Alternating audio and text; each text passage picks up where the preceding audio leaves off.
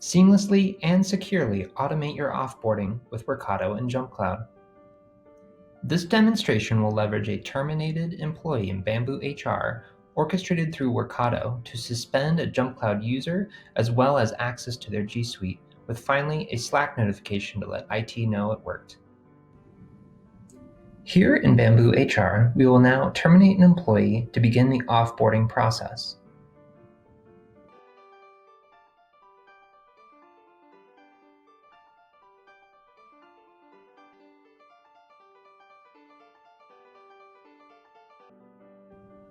Once the employee is flagged as inactive, this now begins our offboarding journey.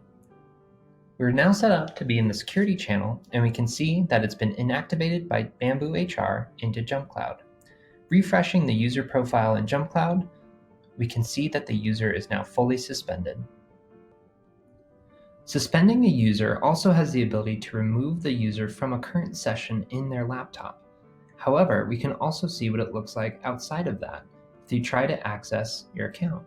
And here you can see that it's been disabled under the suspension. For this orchestration recipe and more, visit workato.com/recipes, searching for the JumpCloud application.